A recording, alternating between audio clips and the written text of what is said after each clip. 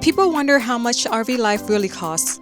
So today I'm showing you the numbers we actually pay, including the expenses no one warned us about.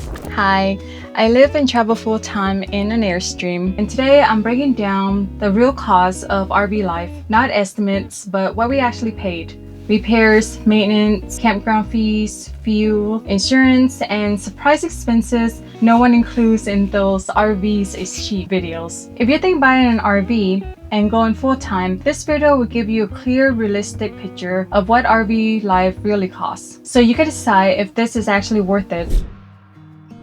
First, let's talk about startup costs. This is the part most people seriously underestimate. We started our RV life back in 2022 with a Mercedes Revel camp van. It cost around $160,000 brand new, and we loved it at first. But once we started taking longer trips, the lack of space didn't work out for us, so we ended up selling it. After that, we upgraded to a 2024 Airstream 30 Classic, which is about $180,000, and with the Airstream comes a tow vehicle. After a lot of research, we went with the 2024 GMC AT4X 2500 HD for its off-road capacity and honestly for the cool looks. The reality is, RV exists at every price point, so you could get rooftop nest for about a couple grand or a multi-million-dollar luxury motor coach. What you spend really depends on the lifestyle you want on the road and how you plan to travel. Next, let's talk about the RV parking option. This is going to be one of your most expensive expenses because also where you stay completely changes your RV experience.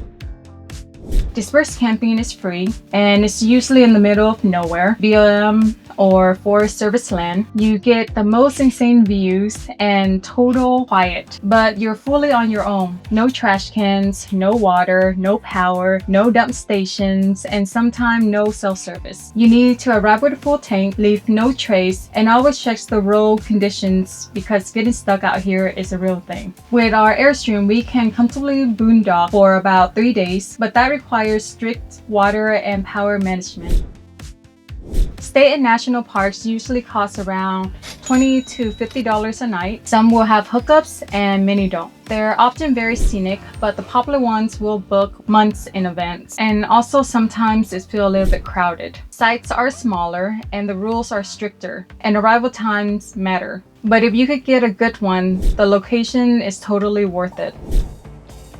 RV parks run about $50 to $80 a night. This is where convenience wins. You get full hookups, showers, laundry, easy access to town, but rigs are packed close together. Privacy is limited, scenery is usually minimal, and quality depend on the management. This is great for short stay, work days, or just resetting your tanks.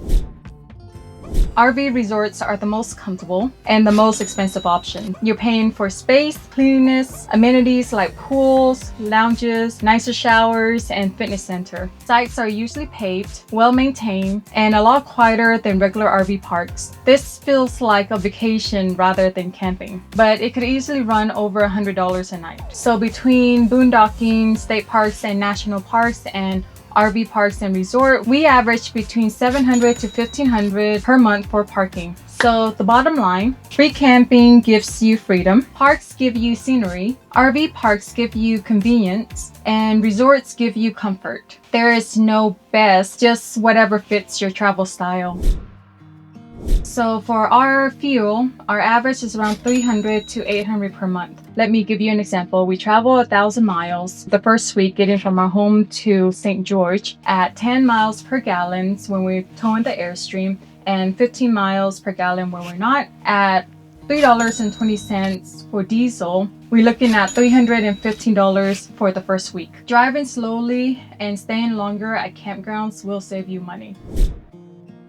With RV and cars, you need insurance and registration. Our RV insurance is around $80 per month. Our RV extended warranty is about $75 per month. Our insurance on the truck is about $100 per month. And registration for this Airstream in our state is $50 a month. Reliable internet is non-negotiable for 2026, especially if you do remote work. Our Starlink costs $160 per month with unlimited roam. Our phone plans for 2 phones is $100 per month.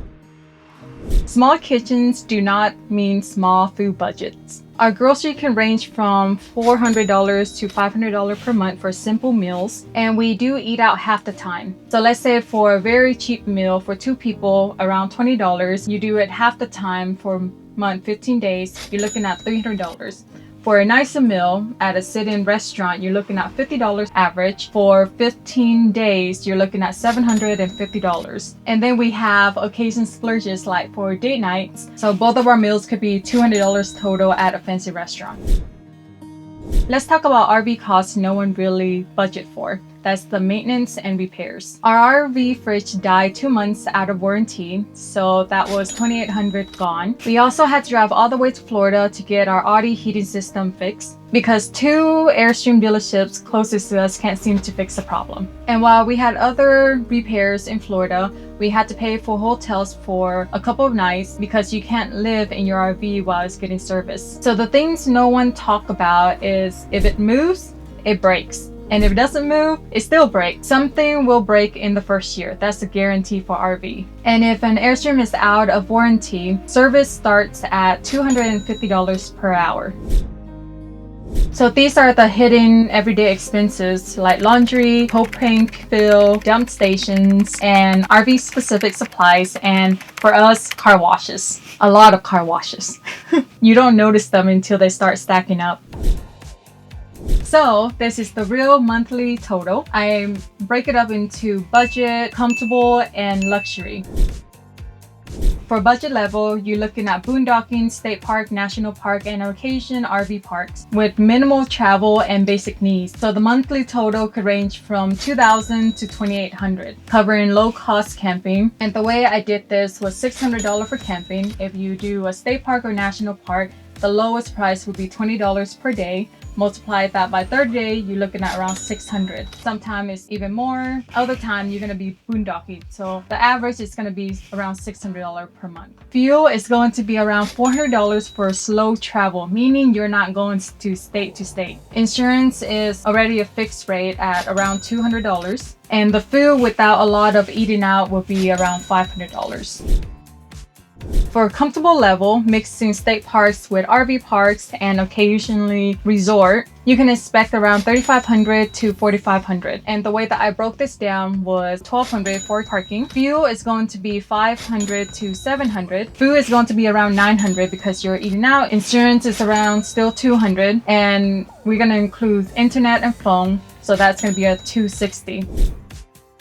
So luxury levels involve a lot of RV parks and RV resorts, frequent traveling, premium feature like high-end dining, internet Starlink. You could expect to be around $5,000 to $7,000. Yes, it is expensive. So the way I broke this down is that you're moving every single week. So your parking or your camping could be from $1,800 to $3,000 depending on how nice the facility is. Fuel would be around $900 or more if you're moving a lot. Food would be $1,500 because we're eating out a lot more. Insurance is still around $200. Internet and phone $260. And for entertainment like renting an ATV, I just budget for $600. So you're kind of looking at least $5,000 for the luxury travel.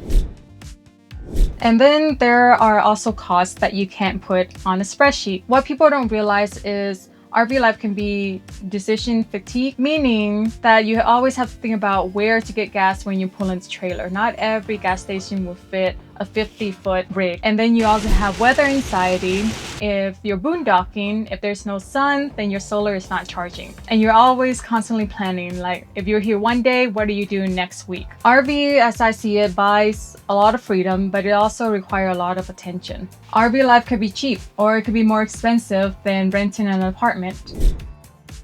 So now we're gonna look at the cheap versus expensive RV life. RV life is cheap if you stay longer, if you boondock, if you cook most meals, and if you travel slower. It is more expensive if you move weekly, stay in at luxury RV parks, eat out very often, and chase Instagram locations. So this is a little tip on how we save money. We usually stay at RV parks for a week or monthly. We haven't found a place that we want to stay a month yet, but the weekly and monthly rate is cheaper than the daily rate. And we boondock between RV parks. We travel 2 to 3 locations per month. Another thing is a lot of people use harvest hosts. We haven't had any luck because we tend to book it the day before, but it is a good alternative for some people to boondocking. We also use gas app like Maverick to save money. It's a little saving, but it will add up. The goal for us isn't cheap RV life, it's a comfortable RV life. So, is RV life cheap in 2026? Here's the truth. RV life is only cheap if you're intentional. If you're chasing freedom, flexibility, and experience, it's totally worth it. If you're doing it to save money, you will be disappointed. RV life isn't about escaping costs. It's about choosing which costs matter to you. So share this with someone who thinks RV life is free. So again, this is my own personal experience. Everyone will be different. You could boondock a whole month. Your travel could be cheaper or more expensive, but this is our personal cost of what we found to be a monthly expenses. So I will see you next time. Bye. Okay, looking at the camera.